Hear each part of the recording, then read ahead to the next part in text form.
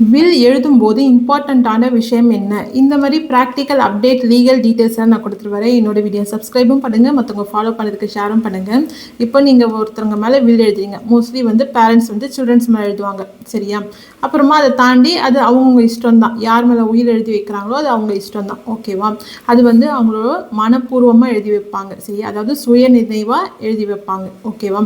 அது மட்டும் இல்லாமல் அவங்களுக்கு எந்த ஒரு ஹார்ஷும் கொடுத்து, அதாவது ரொம்ப கட்டாயப்படுத்தி வில்லெல்லாம் யாரும் எழுதி வைக்க சொல்லக்கூடாது, ஓகேவா? அது அவங்களுடைய உரிமை.